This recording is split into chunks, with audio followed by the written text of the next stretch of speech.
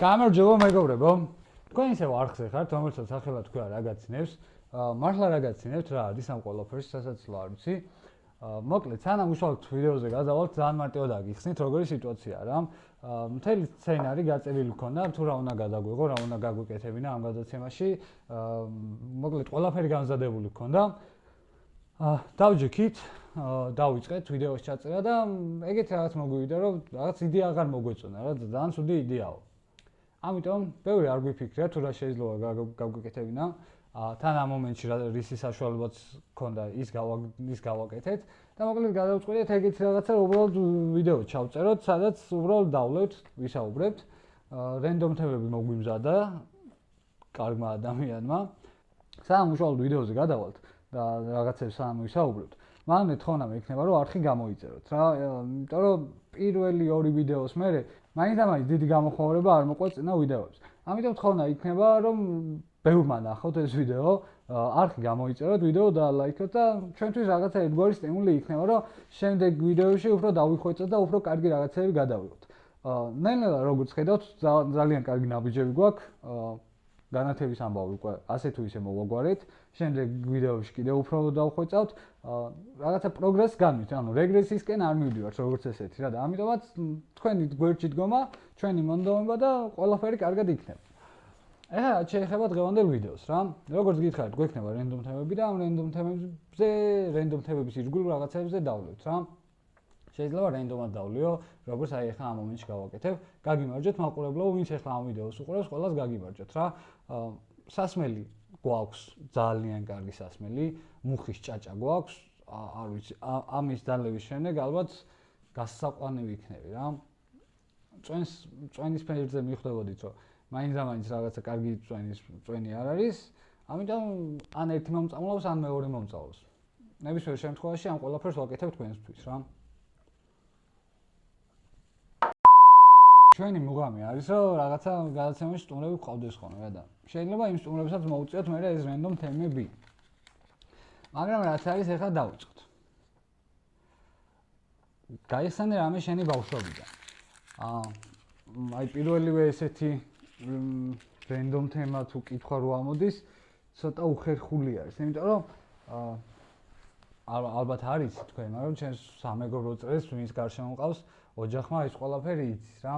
დაჟე ხა ამ ყველაფრის მოყოლა ცოტა ისეთი არის რა, მეუხერხულება თუ რაღაც. მეუხერხულება არა, უფრო რაღაც ჩემს ტრამვებს მახსენებს რა. მოკლედ მე გავიზარდე ისეთ ოჯახში, ძალიან გაჭიროებულ ოჯახში დავიბადე პირველ რიგში რა. არაფერი არ მქონდა ცხოვრებაში, არაფერი არ გაგვეჩნდა. მარტო წყალზე ვიყავით, რასაც ქვია რა. ისეთ დღეში ვიყავით, რომ აი ძაღლიც კი არ გვეკარებოდა, ახლოს არ მოდიოდა ძაღლით, რო გხედავდა წყმუტუნით გარბოდა ხოლმე რა. რა თქმა უნდა, ეხლა ბავშვი რო ხარ, ეს ყველაფერი შენთვის არის ძალიან დიდი ტრაუმა, იმიტომ სულ გინდა რომ ძაღლი ყავდეს და რაღაცა მოეფერო და რაღაცა შინაური ოთხფეხა მეგობარი იყოს შენი მეგობარი რა და ამის საშუალება არ მქონდა, იმიტომ რომ ელემენტარული ის რიც არ გაგვაჩნდა, რომ რაღაცა გვეჭამა, პური რო გადამეგდო იმისთვის, მე მაგალითად მახსოვს ეგეთი შემთხვევა, პური გადავუგდე ძაღლს, რომ მეთქი მოვიჩვევ რაღაცა, სახლი არ მქონდა, რაღაცა პატარა ხის კარდონებისგან აშენებული ქოხი მქონდა და ვიფიქრე რომ ამ კარდონებთან დავაბავ რომ მოვიჩვევ და რაღაცა დაგვიცვავს თქო და გადავუგდე პური. პური რო გადავუგდე, მე მახსოვს დედაჩემი გამოვარდა, რომ დაინახა ეს ყველაფერი. სახლში მქონდა ხოლმე ის შოთის პურები რო არის, ალბათ გამხმარი პურები მქონდა ხოლმე რა, იმიტომ რომ ახალის ყიდვის საშუალება არ მქონდა. და გამხმარი პურები მოქონდა ხოლმე საცხობიდან, აი რომ გადაყრას რო უპირებდნენ და რაღაცა ეგეთი პურები მოქონდა ხოლმე რა სახლში და ეს გამხმარი პური, რასაც ქვია გამხმარი პური, აი ქვასავით მაგარი პური, დედაჩემა აიღო და ეგრევე გადამამტვრია თავზე რა.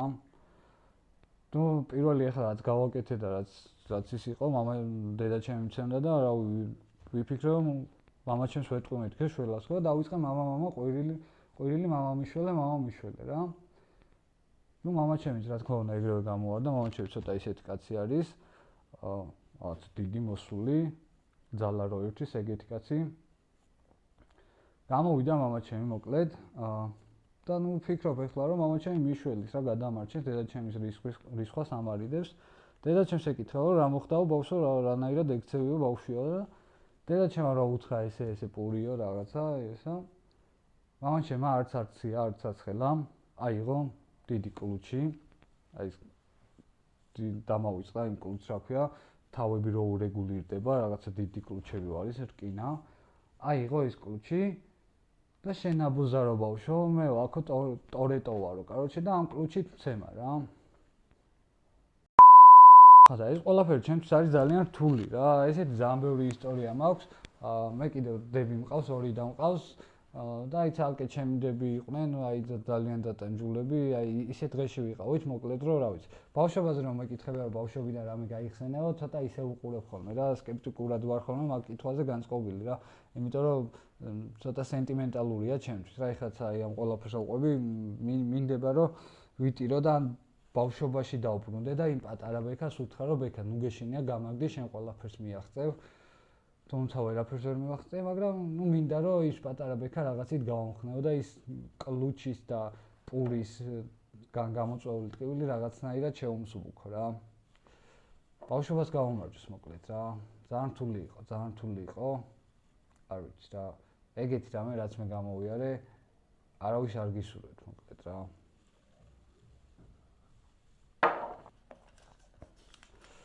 არა უშოს ხდება, უარესებიც ხდება, გულს ნუ გაიტერთ.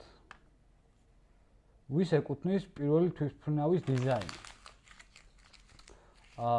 ზოგადად მარტივად რო გესმოდეთ, თვითმფრინავი არის ძალიან გამოგონილი რაღაც რა. თვითმფრინავი როგორც ესეთი არ არსებობს. ეს ყველაფერი არის ერთი ძალიან დიდი ილუზია. ილუზია იმის, რომ ვითომ რაღაცა დიდი ხომალდი აფრინდება და გაფრინდება და იფრენს. ანუ ფიზიკაში ელემენტარულად თუ ვინმე ერკვევა, თუ ვინმე ერკვევით ჩემ მაყურებლებს, ანუ ყველა მიხვდებით, რომ ეგეთი რამე არის შესაძლებელი. შესაბამისად, თვითმფრინავის პირველი დიზაინიც და შემდეგიც არ არსებობს რა. ეს ყველაფერი არის გამოგონილი. ეს არის ერთგვარი პროპაგანდა. აი მაგალითად ეხლა ჩვენ მაყურებლებში ხართ ვინმე ისეთი, ვისაც თვითმფრინავით გიმგზავრიათ? ერთი მეგობარი მყავს, რომელიც არის პილოტი. ნუ იბრალებს, რომ პილოტი არის, ვითომ დაფრინავს რაღაცა სიმულაციაში რაღაცა იქ ხედებს ჩართავს ხოლმე, ვითომ საჭესთან ზის და მოკლედ რა. მე ვიცი რომ ეს ყველაფერი არის ერთი ძალიან დიდი ტყუილი და ამ ყველაფრის დასამტკიცებლად გადავწყვიტე ეგეთი რაღაც, რომ მეთქი წავალ და ვიმგზავრებ თვითმფრინავით მეთქი. მივედი აეროპორტში, აი ეს ტომიც იქ იყო, ჩემთან ერთად იყო. მივედი აეროპორტში, ნუ მეთქი ბილეთი მინდა რაღაცა, სად მიფრინავთ? მეთქი ამერიკაში, ხა ამერიკის გარდა სად შეიძლება წავალ. რო წავიდე მეთქი. და ესეთ რაღაც მითხრეს, რომ ამერიკაში წასასვლელად შენ გჭირდება ვიზა.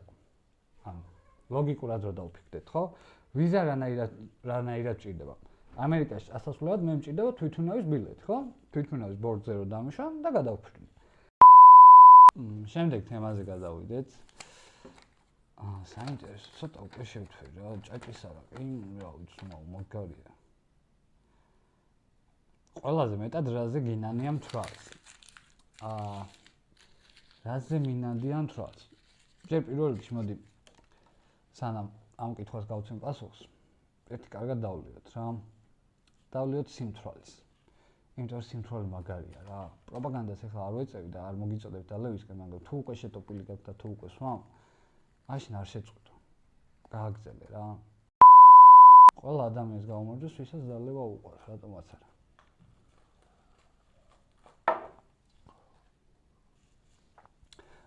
ყველაზე მეტად რაზე მინანია სიმთვრალეში? სიმთვრალეში ყველაზე მეტად მინანია იმაზე, რომ უფრო მეტი ვერ დავლიე რა. ძალიან ხშირად მაქვს ხოლმე ეგეთი სინანულები, სვამ, კიდევ სვამ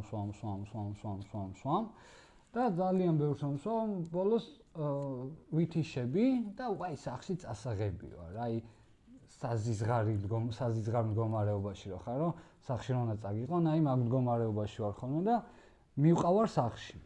სახში რომ მივყავარ, ვიღვიძებ. ოღონდ გაუძევასაც ხო გააჩინა ტრიალებს, მოკლედ ყველაფერი ხა სიმთვრალე ყველა მიცით როგორი ცუდი რამეა. ნახა ეს ყველაფერი რო ტრიალებს ხოლმე ვიღვიძებ რა და პირველი რაც არის ხოლმე რომ დამალევინეთ მეთქი რა.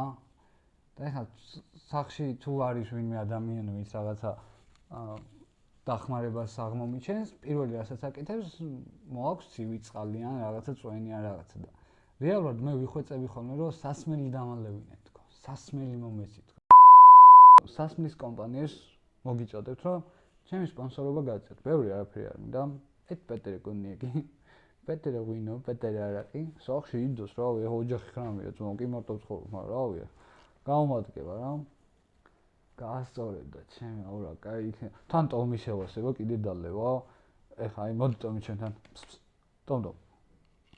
ეხა არ უნდა არა ნასვამ მდგომარეობაში ხიზლად არის და ცოტა მორიდებული არის რა. მაგრამ ჯერ ისალკე დალევა ევასება, ტომი ისალკე დალევა და აი რა ვისაღამოობით რომ დავჯდებით ხოლმე დილამდე სვამთ ხოლმე იმე ვქეიფობთ რა. ეწამი. ესეც რომ გამოვაჩინოთ, მაგრამ ეს არის ჯერი. ის იყო ტომი. ის არის ტომი უბრალოდ. ეს არის ჯერი. ხო და ამათ უნდა დალევა რა, საჭმელი კი აქვს, მაგრამ დასალევი ევასე. დალე კიდე კაცში დალევა, ერთი ჭიქა გადაკარი გაგისწორდა. გამბედაობას მაქვს და მე ჯიგროა წავიყვანოთ. Then again, and to Ashkar Buri random work. Ara, there is other chain. Rom condes parallel სამყარო რა პროფესიას აირჩევთ. ზოგადად კითხვა არის აქ არასწორად დასმული. რა მე ძალიან ბევრი პარალელური სამყარო მაქვს. და პარალელური საპროფესიებიც მაქვს, რა. ეხლა გადაცემას როგორც მოვჩევით, ეგრევე უნდა დავიჯინო, ასტრალში უნდა გავიდე და გადავიდე ჩემს პარალელურ სამყაროში, სადაც მე ვარ ისტორიკოსი, წერ ისტორიას, თანამედროვე ისტორიკოსი ვარ და უნდა ეგრევე უნდა გადავიდე პარალელურ სამყაროში, ისტორიკოსად უნდა გადავიქცე და გავარდე ქალაქში, რომ ეს მთავრობის ისტორია კარგად დავხსერო, რომ ვინმე ნაბოზარმა რამე არ შეცვალოს რა. და სწორად მივაწოდო ყველას, რაც ეხლა ხდება ჩვენს ქვეყანაში.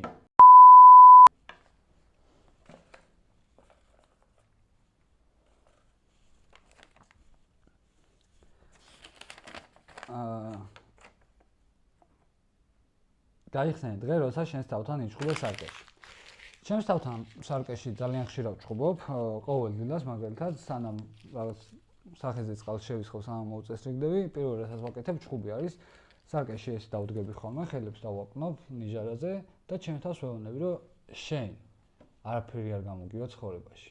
იმიტომ რომ არარაობა ხარ მეთქი და ეს სარკეს გამოსახულებასაც ეს ყველაფერი არ მოწონს, იმიტომ ეხლა როგორი არის, როგორი მოსასმენია, რომ რაღაც ვიღაცა პიროვნება, რაღაცა შენს მეობას ეხება და ყოველდღე ვჭხუბობთ ხოლმე. მე მახსოვს, ერთხელ ისე ვიჭხუბეთ, რომ თავი ჩამარტყა სარკიდან და ეხლა მინდოდა რომ მეც ჩამერტყა, მაგრამ აი თავი წავიღე, უნდა ჩამერტყა და მან მივხვდი რომ მეთქი რას აკეთებ ეხლა. შენ თავს ჩაარტყავ, სარკე გატყდება, სარკეს ჩაიხედავ, შენი ცხოვრება სულ დაინგა. მოგეხსენება გატეხილ სარკეს ჩახედვა ძალიან ცუდის ნიშანი. აი, გადავიდეთ შემდეგ. ძალიან ცოტა რენდომ თემა დაგვჭა. რენდომ თემას არ ვიცი რატო ეძახი. წვიმეს ზეგავლენა ხო არა, რომელიმე არხის ზეგავლენა.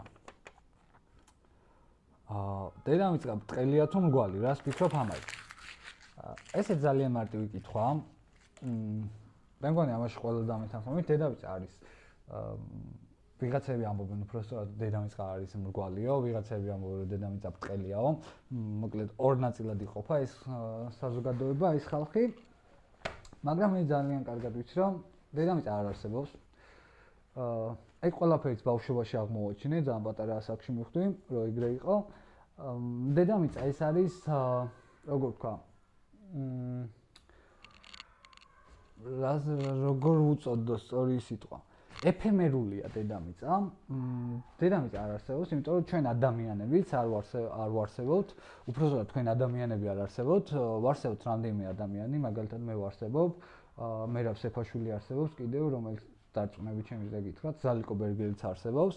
აი, რამდენიმე ადამიანი ვარსებობთ და ამ რამდენიმე ადამიანის გარშემო ალგორითმი, ეს მატრიცა, ამბები, რაც არის, ისე აგენერირებს ამ რაღაცა ჩვენს ყოველდღიურობას, რომ გონია, რომ სოფლიოში ბევრი ადამიანი ცხოვრობს რაღაცა. ეს არის დიდი აფიორა, მოკლედ რა. დედამიწა ვერ იქნება ვერც აირში გაჩერებული, აი ხა ძალიან კარგი მაგალითია, აი ხა ეს ფურცელი შევთანხმდეთ ეთაზზე, რომ თქვათ, რომ ბრტყელია რა, ბრტყელი კი არა, მრგვალია რა. მრგვალი ფურცელი ჩამოვარდა. ხვდები? ანუ ვერ ვარ, ანუ ჰაერში ვერ გაჩერდება. სისულელე, ხო? ამხელა მგვალი, სადაც 7 მილიარდი ადამიანი ცხოვრობს, როგორ შეიძლება რომ ჰაერში გაჩერდეს, ანუ კოსმოსში მით უმეტეს, ხო? სისულელე. მეორე მაგალითი, ზოგადად ფიზიკა ძალიან მიყვარს, ძალიან ძლიერი ფიზიკაში. ვთქვათ, რომ ბრტყელია დედამიწა. ანუ არაა პრობლემა. როგორი ფორმისიც გინდათ დედამიწა მითხარით, გავაკეთებ ნებისმიერ მაგალითს ძალიან მარტივად აგეს. ვთქვათ, რომ დედამიწა არის ბრტყელი. ვარდება, ხო? ანუ ეხლა ვინმე მითხარით გამეცით პასუხი, როგორ შეიძლება რომ დედამიწა გინდა მრგვალი მოცემულობით, გინდა ბრტყელი მოცემულობით, როგორ შეიძლება კოსმოსში გაჩერდეს. ვინც არის იცით, გეტყვით, რომ მე ამ იუთუბერობის იქით, რაღაცა ისტორიკოსობის იქით ვარ პარალელურ სამყაროში. კიდევ ერთ-ერთ პარალელურ სამყაროში მე ვარ დისერტოლოგი რა. დისერტაციებს ვიცავ რაღაც მიმართულებებით.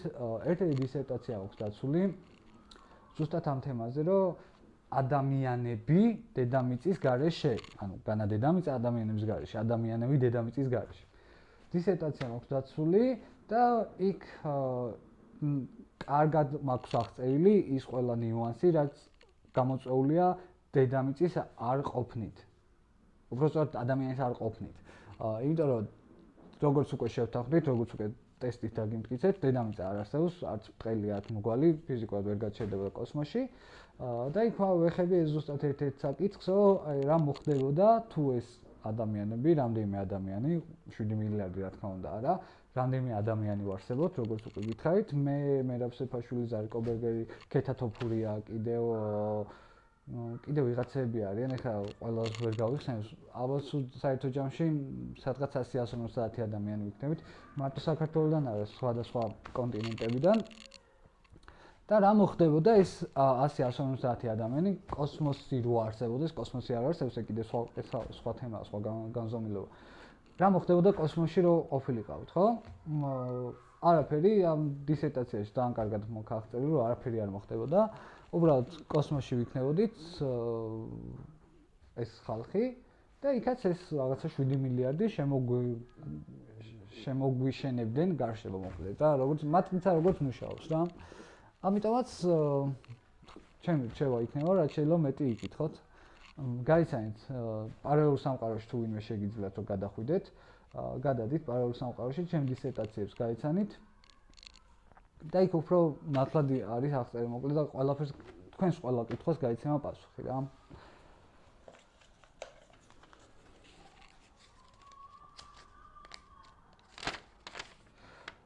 რა სიმაღლეზე დაფრინავენ სამგზავრო თვითმფრინავი.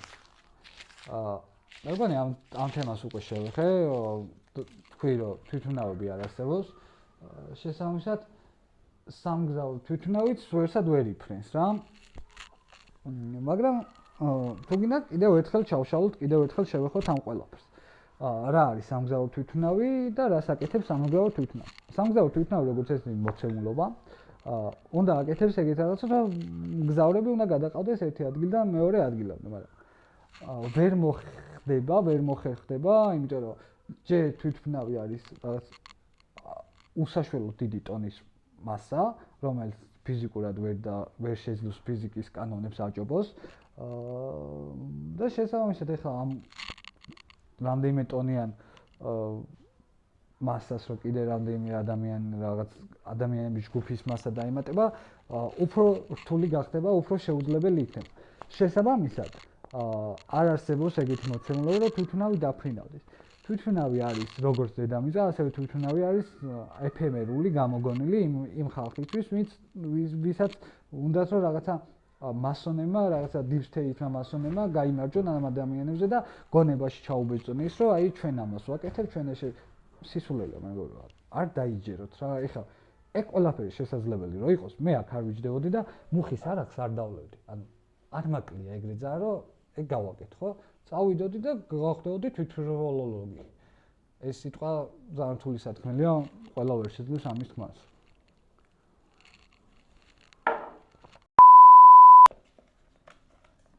გადავიდეთ შემდეგ თემაზე. ბოლონენდუნ თემა. არ და უკვე აზარტში შევდიოდი. როგორ გავხდეთ მილიონერი არასწორი გზებით? ძალიან კითხვა. მე რამდენიმე ადამიანი გავხადე მილიონერი, ბოდიში მილიარდელი, ეხლა არ დავასახელებ იმის სახელს და გვარს, ყველა მიხვდებით მილიარდზე, ვიზით მაქვს საუბარი. გავხადე მილიარდელი. ძალიან მარტივად რა. არაფერი არ უნდა მილიარდელობას, ან მილიონერობას. თავარია მონდომება. რა ზოგადად ყველაფერში თავარია მონდომება. მე მას მივეცი სწორი მიმართულებები, თუ რა უნდა გაეკეთებინა, ვინ უნდა მოეშორებინა ცხოვრების გზაზე, ვისთვის რაღაცა ყია ვისთვის უნდა ისროლა, აი ხუი. და მოკლედ ესე გახდა მილიონერი, მილიარდერი. ეხლა თქვენს გასწავლით მარტივ ხრიკებს როგორ შეიძლება გავხდეთ მილიარდერი, მილიონერი ბოდიში. ამ ყველაფრის დაგჭირდება იარაღი, კერძოდ გლოკი აჯობებს, იმიტომ რომ რამდენიმე ბევრი ტყვი აიდება, პისტოლეტზე მაქვს საუბარი. გლოკი დაგჭირდება, მასკა რა თქმა უნდა, ნიღაბი, ხელთათმანები, ტანსაცმელი ისეთი, რომელსაც არ ვიყენებ და საზოგადოებაში არ ჩანს ეს ტანსაცმელი. და ვიწყებთ მეზობლებისგან, რა. ჯერ შინაურ წრეში ვაკეთებთ ამ ყველაფერს, რომ შინაურთან რო გაგიმარტივდება ეს ყველაფერი მე უკვე უცხოსთან უფრო მარტივი იქნება, რა. ვიცმევთ ამ მასკას, ნიღაბს, ხელთათმანებს ვიკეთებთ, ტანსაცმელს ვიცმევთ, ვიღებთ ჩვენს იარაღს, როგორც უკვე აღვნიშნეთ, გლოკს. და ღამით, აი ესე 12-ის მერე, კარგად რო დაბნელდება, მივდივართ მეზობლებთან, კარებზე უკაკუნებთ იმ გლაზოგზე, არ ვიცი, ქართულად რა ქვია, გლაზოგს თით ვაფარებთ, რომ ვერაფერს ვერ ხედავდეს. მეზობელი რა თქმა უნდა დაბნეულობაშია, რა ხდება, ვინ არის, რატო არაფერი არ ჩანს, აღებს კარს. როგორც კი კარს გააღებს, იარაღს, ეგრევე ვადებთ შუბლზე. და ფული დროზე შენაბოზარო. ამ სიტყვებს ვეუბნებით, დაიმახსოვრეთ, ჩაიწეროთ, უკეთესი იქნება, რომ არ აგერიოთ. ფული დროზე შენაბოზარო. რა თქმა უნდა, ეხლა ის გაგიჟებული არის ის ადამიანი, არ ვიცი რა გააკეთოს და პირველი რასაც აკეთებს, რა თქმა უნდა, ეგრევე გაძლევს ფულს. ფულს როგორც კი მოგხსენებთ, თქვენ გაქვთ რამდენიმე წუთი, რომ გაიქცეთ, სანამ ეს ადამიანი გონს მოვა, რაღაცა ეს აღელვება შეშინება გადაულის და პატრულში დარეკავს, თქვენ გაქვთ რამდენიმე წუთი. ამ რამდენიმე წუთში უნდა მოახერხოთ, რომ დაიმალოთ კარგად. ერთგვარი დახუჭობანას თამაშის პრინციპი არის, იხუჭებით და რაღაცა უფრო დიდი კაცი თუ მოახერხებს, რომ გიპოვოთ. ამიტომ კარგად უნდა დაიმალოთ, რომ ვერავინ ვერ გიპოვოთ. შემდეგ უკვე ეს ყველაფერი გადაილოს და ჩაწყნარდება. სხვა მეზობელთან მივდივართ, კიდევ სხვა მეზობელთან და ბოლოს ამ თამაშის მთელი მუღამი და აზრი არის, რომ ეს ყველაფერი, ეს მასკა, ნიღაბი, ხელთათმანები, რაღაც ტანსაცმელი, იარაღი მივდივართ ბანკში. ბანკი უნდა იყოს რაღაცა დიდი ბანკი, ჯობია რომ დიდი ბანკი იყოს, იმიტომ რომ თანხას ერთიანად გაიტან, ბევრს და წვალება აღარ მოგიწევს, რა. იმ დროისთვის უკვე აი ამ რჩევებს თუ გაითვალისწინებთ, მაგ დროისთვის უკვე თქვენს ანგარიშზე დაახლოებით 100,000-დან 100,000-ის ფარგლებში რაღაც კონკრეტული თანხა უნდა იყოს. ამიტომ ბანკში უნდა ეცადოთ, რომ თანხა გამოიტანოთ ზუსტად ის რაოდენობა, რაც გაკლდებათ მილიონერობამდე. თუ ვაიდა მოხდა ისე, რომ სიხარბე მგზლიათ და მილიონს გადააჭარბა ამ გამოტანილმა თანხამ, არ დამივიწყოთ მე პირველ რიგში. მომწერეთ, მეილი აღწერაში იქნება, მითითებული მომწერეთ და ჩაგიგდებთ ჩემს საბანკო ანგარიშს და ჩემს იქით ძალიან ბევრი გაჭირებული ადამიანია, რომელსაც დახმარება ჭირდება. ამიტომ თუ ვაიდა მოხდა ისე, რომ 1,200,000 გამოიტანეთ და თქვენ მილიონერი უკვე გახდით და ის 200,000 ბეშკაში გრჩებათ ცალკე, ამ 200,000-ით შეგიძლია სიკეთე გააკეთოთ რა. ბევრი ადამიანის გაჭირებული, ბევრი ადამიანია, რომელიც ბავშვობაში რაღაცები უჭირს, როგორც მე მიჭირდა, ეხლა ვიღაცას რო ჩემს ბავშვობაში 200,000 ან 50,000 არ გვინდა ძალიან ბევრი, 50,000 რომ მოიცა, ჩვენი ოჯახი ძალიან ბედნიერები ვიქნებოდით, იმიტომ რომ ელემენტარული სახლი გვექნებოდა, სადაც არ შეგცივდებოდა, არ დაგვაწვიმდა და ყველა კარგად იქნებოდა. ეხლა ამ ყველაფერმა თუ ჩვენს ბავშვობაში სახლის არ ქონა რა პრობლემები გამოიწვია, მაგ ყველაფერს უკვე მე მგონი ხვდებით ამ ვიდეოთი კიდევ ერთხელ უფრო კარგად დარწმუნდით, მაგრამ წინა ვიდეოებში მე მგონი რაღაცა წინა სიტყვაობა იყო იმ ყველაფრის თუ რა მჭირდა გონებრივად. და მოკლედ ბევრი ადამიანია, ვისაც დახმარება ჭირდება და ეცადეთ მაგათ დაეხმაროთ.